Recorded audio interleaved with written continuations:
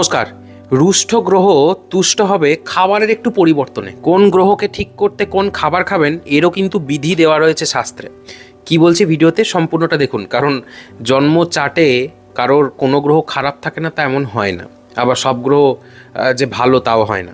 তো যাই হোক, একই ব্যাপার, কোন খাবার খাবেন কোন গ্রহকে স্ট্রং করার জন্য বা কোন গ্রহকে ঠিক করার জন্য, কোন খাবারে কোন গ্রহ সন্তুষ্ট হয় জেনে নিন।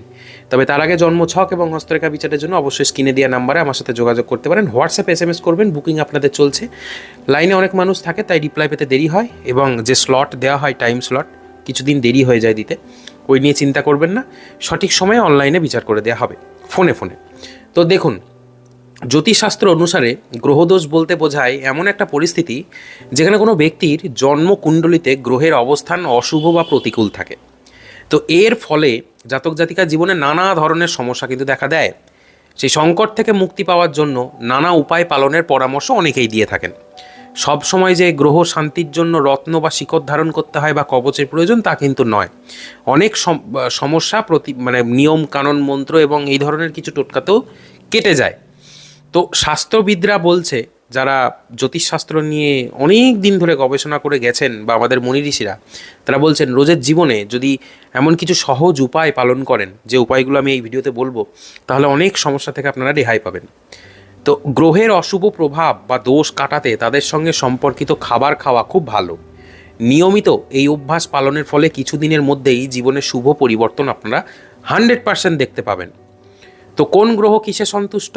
নাম্বার 1, সূর্য বা রবি। জ্যোতির্বিজ্ঞান মতে এই যে রবি বা সূর্য, এটা নক্ষত্র বলে আমরা সায়েন্টিফিক্যালি জানি, কিন্তু জ্যোতিষশাস্ত্র সূর্যকে গ্রহ হিসাবেই ধরে।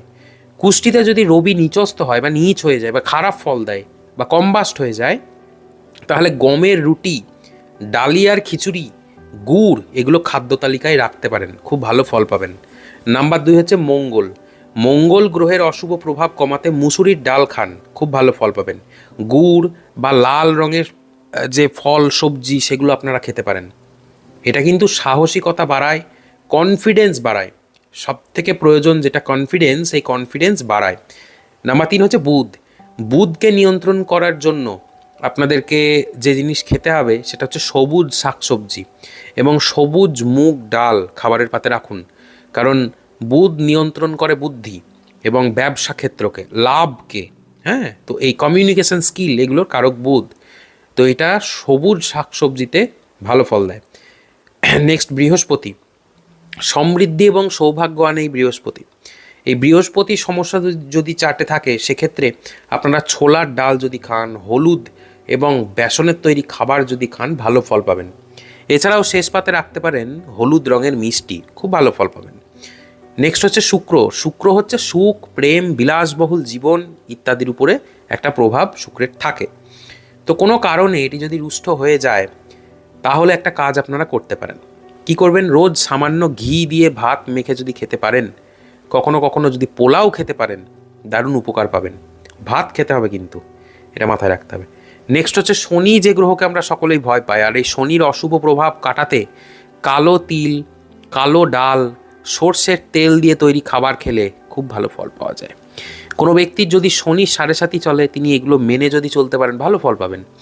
এর ফলে শনির যে ক্রোধ কিছুটা প্রশমিত হতে পারে।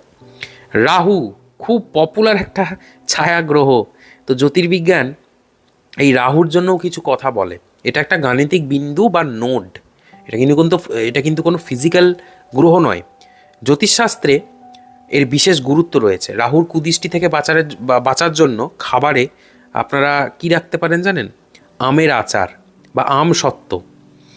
তো 2-1 টুকরো করে আম যদি কালো কাককে খাওয়াতে পারেন, খুব ভালো ফল পাবেন, রাহুর সমস্যা চলে যাবে। নেক্সট, কেতু। ছায়াগ্রহ কেতুর দোষ কাটাতে পারে তেতো খাবার। তেতো বা তিতো টেস্ট যে খাবারের, সেটা কেতুকে কন্ট্রোল করে। নিম পাতা, উচ্ছে সেদ্ধ এগুলো খাওয়া শুরু করুন, কেতু ভালো ফল দেবে। নেক্সট, চন্দ্র। পৃথিবীর এই যে উপগ্রহ, জ্যোতিষশাস্ত্রে কিন্তু এটা খুব গুরুত্ব রয়েছে। চন্দ্র আমাদের অনেক কিছুকে কন্ট্রোল করে।